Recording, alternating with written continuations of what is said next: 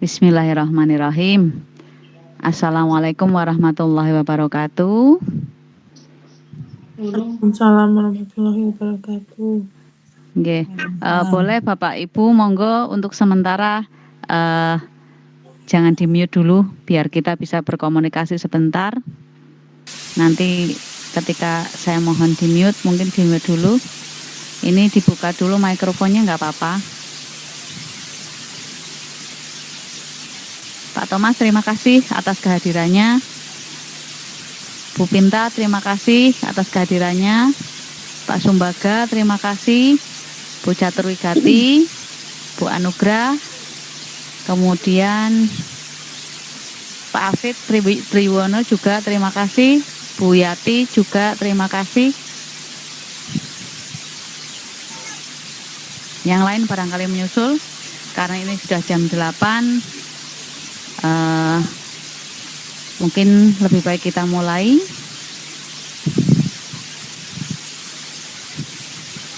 Pak Sumbaga bisa dinyalakan dulu mikrofonnya, boleh? Halo Pak Thomas.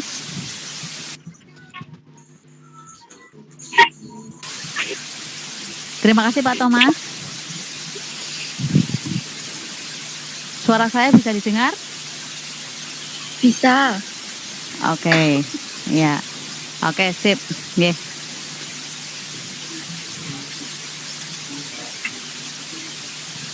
Bismillahirrahmanirrahim. Assalamualaikum warahmatullahi wabarakatuh. Terima kasih atas kehadiran Bapak Ibu semua pada malam hari ini. Yang lainnya mudah-mudahan segera menyusul karena ini masih ada beberapa teman yang belum hadir. Tapi tidak masalah, biar tidak terlalu malam. Mari kita mulai. Saya ingin memaparkan tentang budaya positif. Mohon kepada Bapak Ibu untuk nanti memberikan mungkin masukan ataupun penguatan ataupun apapun pertanyaan boleh mengenai apa yang akan saya paparkan pada malam hari ini. Bapak Ibu sekalian, mari kita mulai. Sebelumnya kita berdoa terlebih dahulu biar semuanya lancar, dimudahkan, dan kemudian kita dapat manfaat dari apa yang kita laksanakan malam ini. Berdoa menurut agama dan kepercayaan masing-masing dimulai.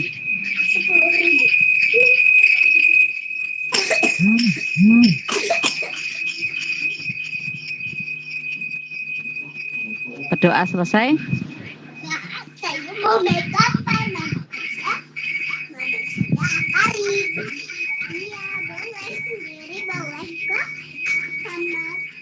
Pada malam hari ini saya akan memaparkan salah satu modul yang ada di program pendidikan guru penggerak, yaitu modul 1.4a tentang budaya positif.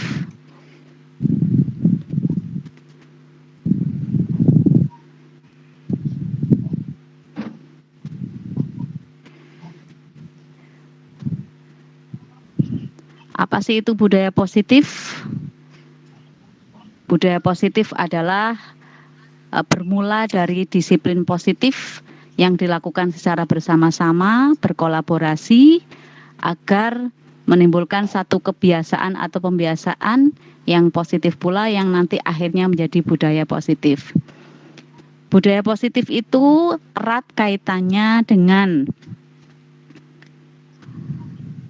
teori-teori tentang disiplin positif dan nilai-nilai kebijakan universal, kemudian teori motivasi, hukuman, dan penghargaan, kemudian restitusi, kemudian keyakinan kelas, kemudian kebutuhan dasar manusia dan dunia berkualitas, restitusi posisi kontrol, kemudian juga restitusi segitiga atau segitiga restitusi.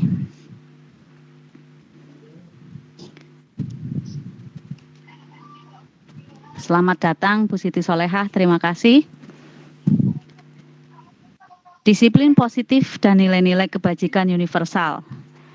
Dari teori William Glasser, teori kontrol atau control theory atau choice theory oleh Dr. William Glasser meluruskan beberapa miskonsepsi makna dari kontrol itu sendiri. Bahwa sebenarnya siapa yang memegang kontrol atas diri manusia, itu ada beberapa miskonsepsi yang kemudian diluruskan oleh Dr. William Glasser, yaitu ilusi guru mengontrol murid. Teori kontrol menyatakan bahwa semua perilaku memiliki tujuan, bahkan terhadap perilaku yang tidak baik sekalipun. Walaupun guru tampaknya sedang mengontrol perilaku murid, hal itu terjadi karena murid sedang mengizinkan dirinya dikontrol oleh bentuk kontrol guru yang menjadi kebutuhan dasar yang dipilih murid saat itu tersebut. Jadi, pada dasarnya kita tidak dapat memaksa murid berbuat sesuatu jika dia memilih untuk tidak melakukannya. Kemudian ilusi yang kedua, ilusi bahwa semua penguatan positif adalah efektif dan bermanfaat. Apakah benar? Penguatan positif dan bujukan adalah bentuk-bentuk dari kontrol. Namun, dalam jangka waktu tertentu kemungkinan murid akan menyadarinya dan mencoba untuk menolak bujukan kita, atau bisa jadi murid tersebut tergantung pada pendapat guru. Jadi bahwa ilusi bahwa penguatan positif efektif dan bermanfaat itu juga tidak benar atau hanya ilusi saja. Kemudian ilusi bahwa kritik akan membuat orang merasa bersalah dapat menguatkan karakter. Apakah benar? Menggunakan kritik dan rasa bersalah untuk mengontrol murid dapat menuju pada identitas gagal. Kenapa? Karena mereka belajar untuk merasa jadi lebih buruk ataupun tentang diri mereka. Kemudian ilusi bahwa orang dewasa memiliki hak untuk memaksa. Apakah benar? Banyak orang dewasa percaya bahwa mereka memiliki tanggung jawab untuk membuat murid berbuat hal yang ditentukan oleh orang dewasa. Apapun yang dilakukan dapat diterima selama ada sebuah kemajuan berdasarkan pengukuran kinerja. Pada saat itu pula, orang dewasa menyadari bahwa perilaku memaksa tidak akan efektif untuk jangka waktu yang panjang. Jadi, teori kontrol yang dikemukakan oleh Dr. William Glasser itu pada dasarnya bahwa pemegang kontrol itu adalah terletak pada diri manusia itu sendiri. Jikapun ada pihak-pihak lain yang berusaha, pasti ada batasan ataupun ada maksud tertentu yang bukan merupakan jangka panjang.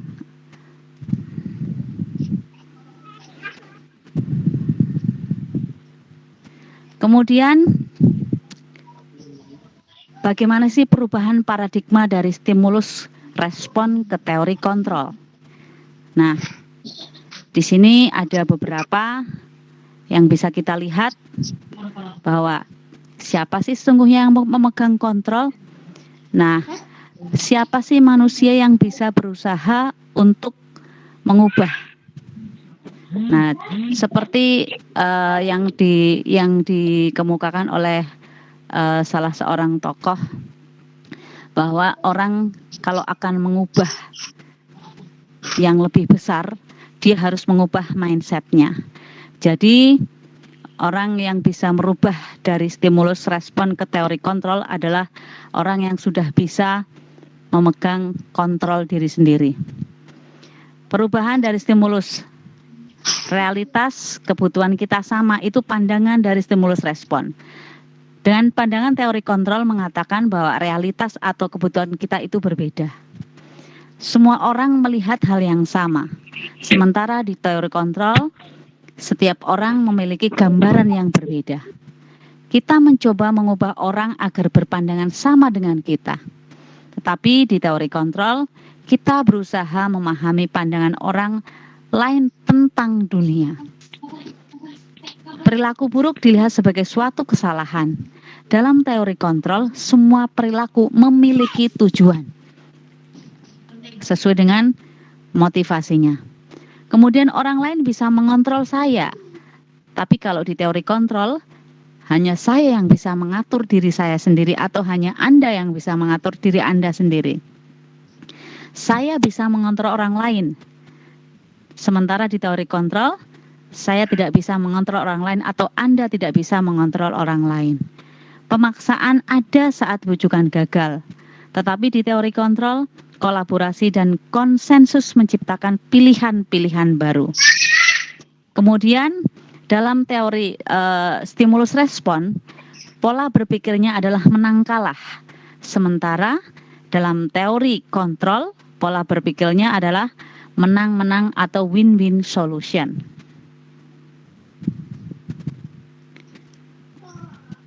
Kemudian makna disiplin positif. Apa sih disiplin positif? Kalau disiplin mungkin kita sering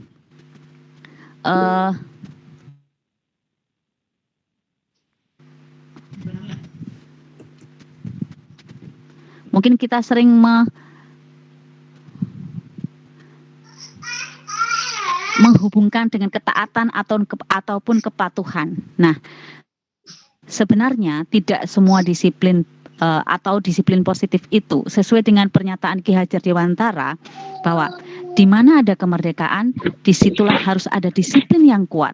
Sungguh pun disiplin itu bersifat self-disiplin, yaitu kita sendiri yang mewajibkan kita dengan sekeras-kerasnya, tetapi itu sama saja sebab jikalau kita cakap melakukan self-disiplin, wajiblah penguasa lain mendisiplinkan kita, dan peraturan demikian itulah yang harus ada dalam suasana yang merdeka. Ki Hajar Dewantara, Pemikiran, Konsepsi, Keteladanan, Sikap Merdeka, cetakan kelima 2013, halaman 140.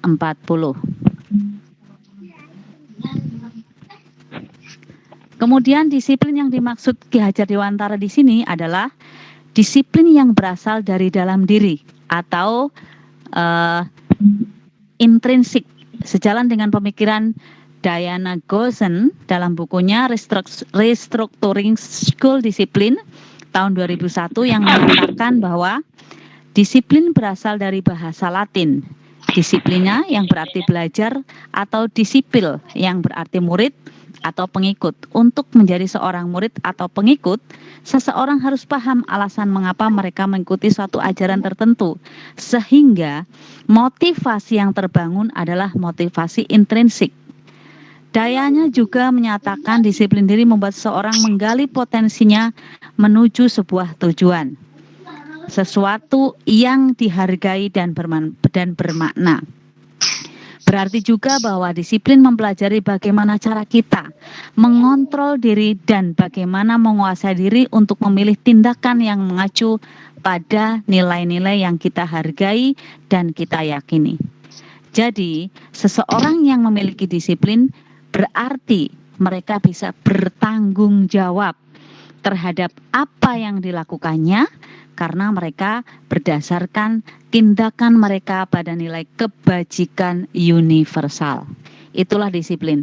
Jadi dalam benak kita disiplin dahulu itu ketaatan, kepatuhan, padahal lebih dari itu, lebih dalam dari itu. Disiplin adalah bisa mempertanggungjawabkan apa yang dilakukan oleh pribadi.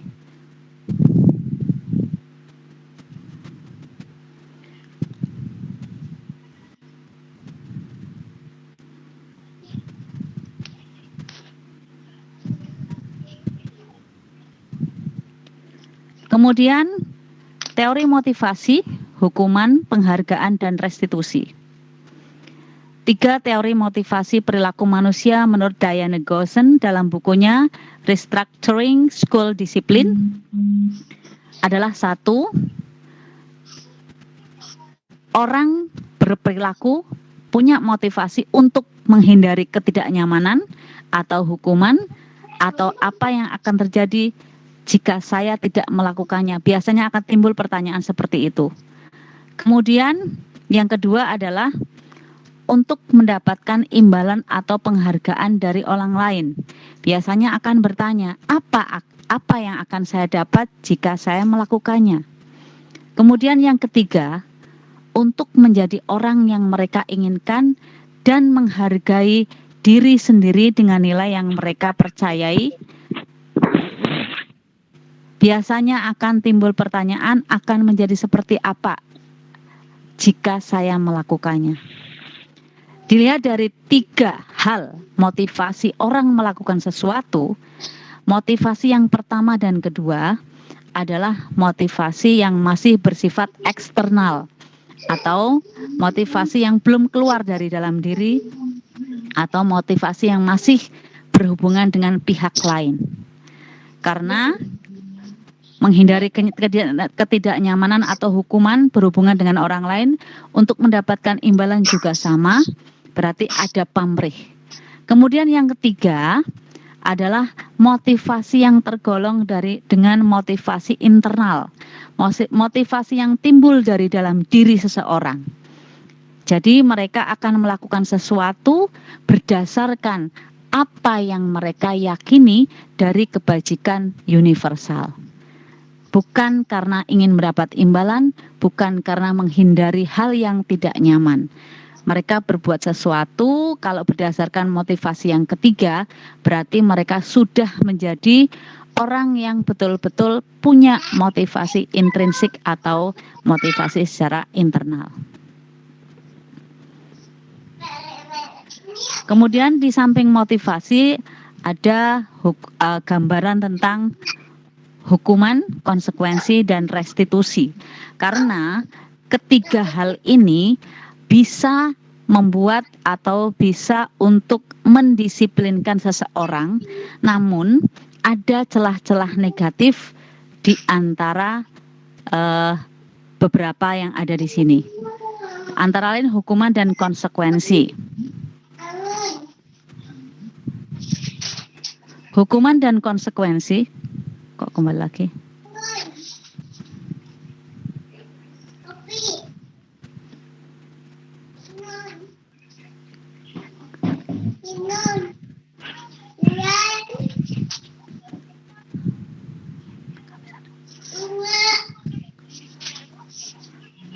Hukuman dan konsekuensi mungkin bisa mendisiplinkan, tapi ada celah-celah kegagalan. Tetapi kalau restitusi,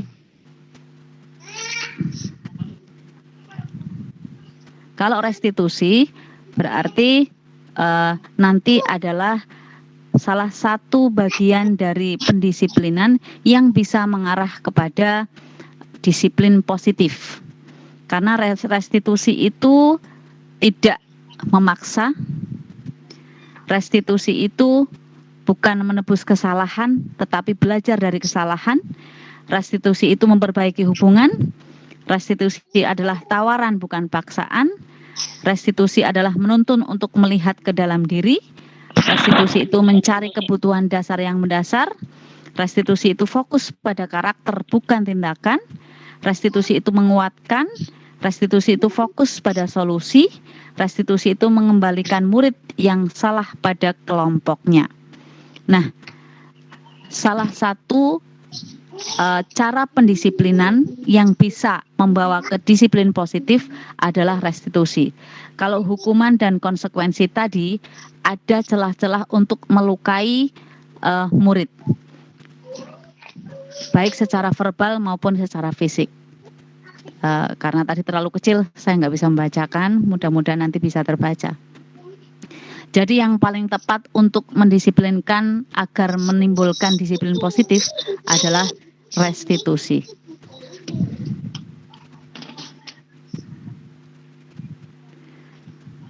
Restitusi itu salah satu cara untuk mencapai disiplin positif.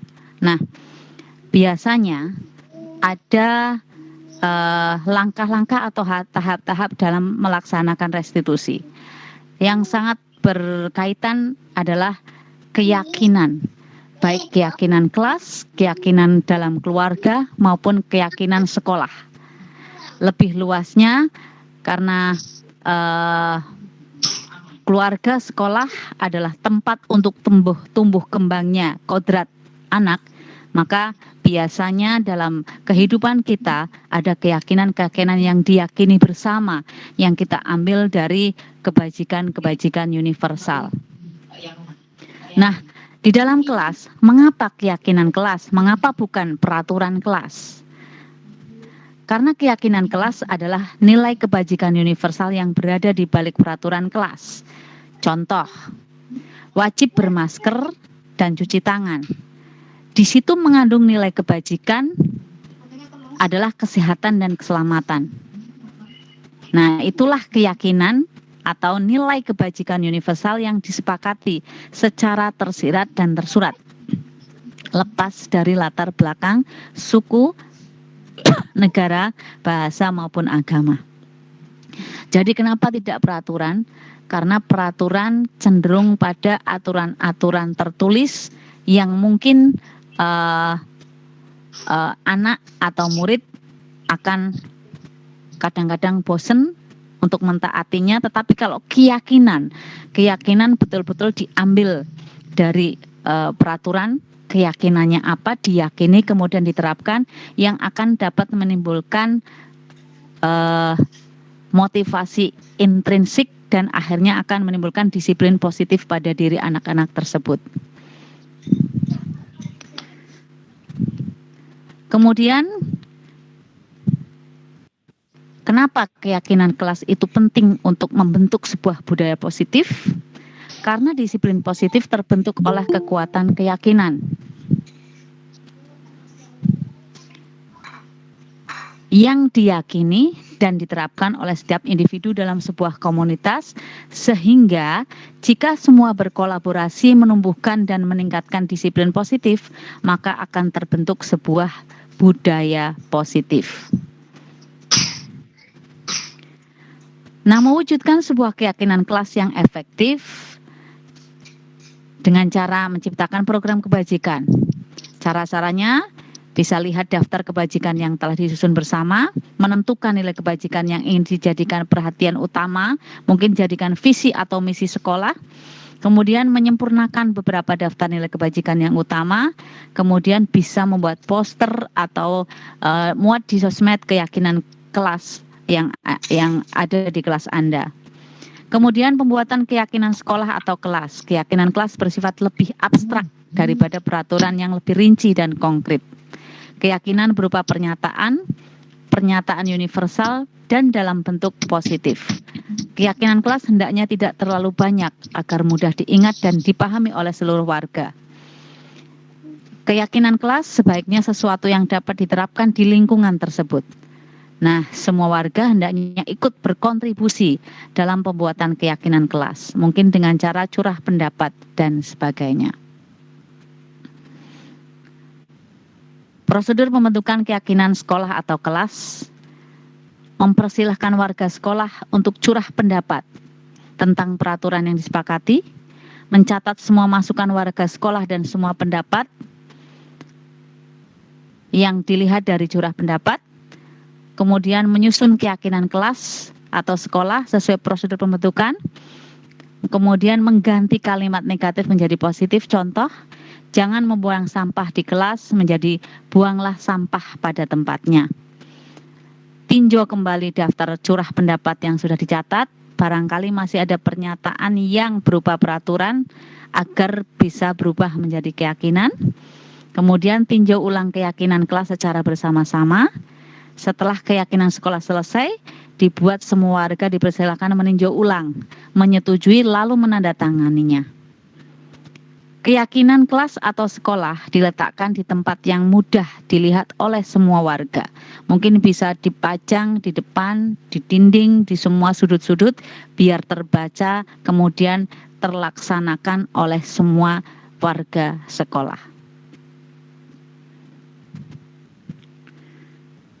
Teori lain yang berhubungan dengan disiplin positif yaitu teori kebutuhan dasar manusia. Kebutuhan dasar manusia ada 5 yang menjadi motivasi sebuah tindakan. Yang pertama adalah kebutuhan hidup atau survival. Yang ini bersifat fisiologis.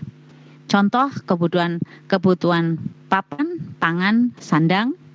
Kemudian yang kedua adalah kebutuhan kasih sayang dan rasa diterima atau love and belonging. Ini bersifat psikologis. Kemudian kebutuhan kebebasan atau freedom, psikologis. Kebutuhan kesenangan atau fun juga bersifat psikologis. Kebutuhan penguasaan atau power juga bersifat psikologis. Nah, seluruh tindakan manusia itu memiliki tujuan tertentu. Semua yang kita lakukan adalah usaha terbaik mendapatkan yang kita inginkan.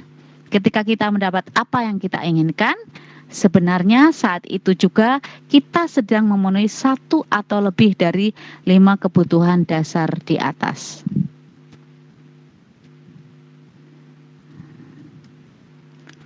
Oke, sekarang ada lagi teori yang berhubungan dengan disiplin positif adalah restitusi 5 posisi kontrol.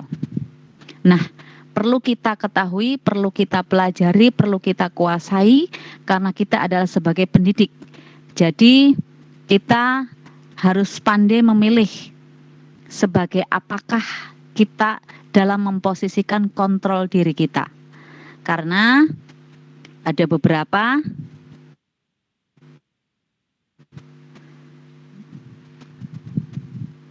posisi yang sesuai dengan pembentukan disiplin. Di sini ada posisi sebagai penghukum atau rasa bersalah, kemudian membuat rasa bersalah, kemudian posisi teman, kemudian posisi pemantau, kemudian posisi manajer.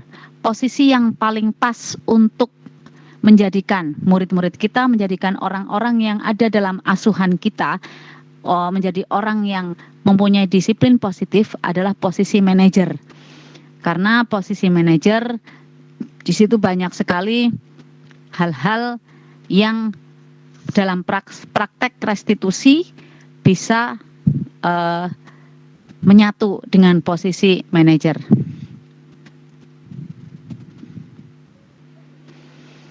Kemudian yang terakhir adalah restitusi segitiga restitusi. Nah, apa itu segitiga restitusi? Adalah restitusi yang digunakan untuk mencari solusi permasalahan. Jadi tahapan itu yaitu ada langkah atau sisi satu menstabilkan identitas. Stabilis atau menstabilkan identitas.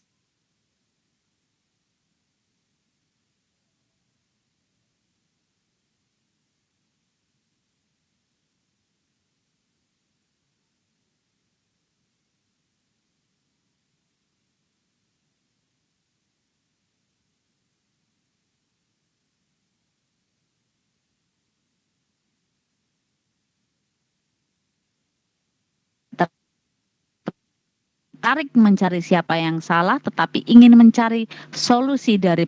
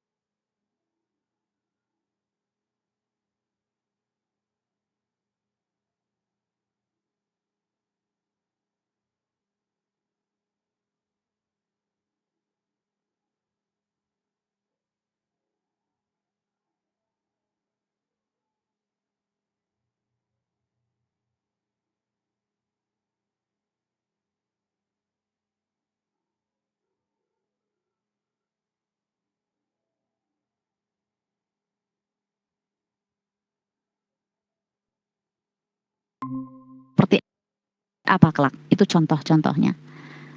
Demikian Bapak Ibu, disiplin positif mulai dari teori-teori yang bersangkutan sampai ini, dan berikut akan saya berikan contoh ataupun praktek nyata yang sudah saya lakukan di sekolah kami tentang disiplin positif.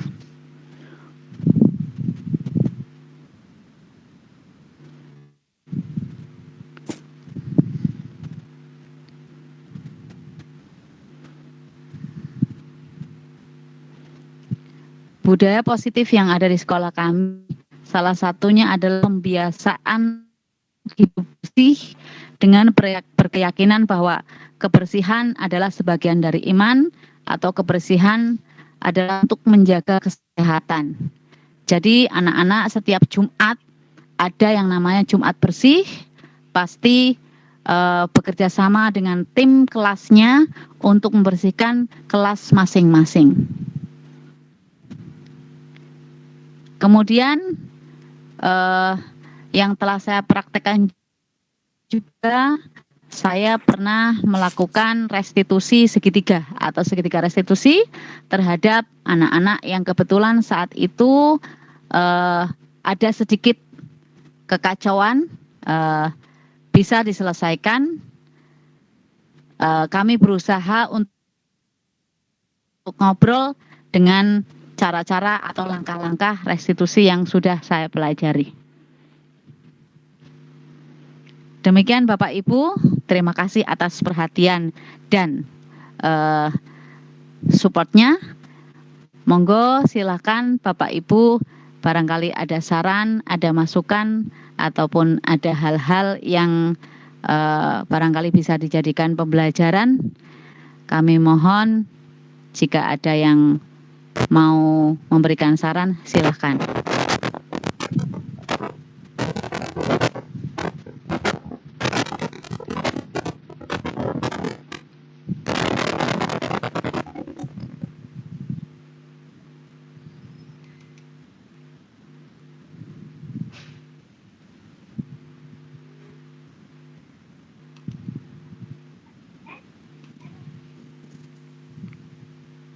Monggo Bapak Ibu, apakah ada yang ingin memberikan saran, masukan, ataupun apapun yang digunakan untuk perbaikan atau perubahan lebih baik ke depan, silakan.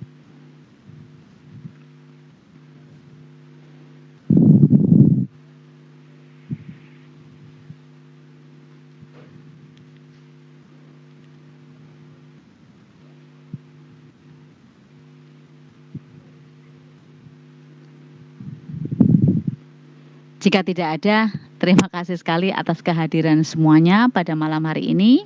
Terima kasih atas dukungannya, terima kasih atas supportnya. Semoga apa yang saya berikan hari ini, kita sharing bersama hari ini, bisa bermanfaat untuk semuanya, terutama untuk diri saya, untuk perbaikan saya ke depan. Terima kasih Bapak Ibu, Bu Rohmawati, Bu Suti Linda, Bu Siti Soleha, kemudian Bu Yati, Pak Thomas, kemudian Bu Septi Anugrah, kemudian Bu Hulafa Pinta, Bu Caturwigati, Pak Sumbaga, dan semua yang hadir pada malam hari ini.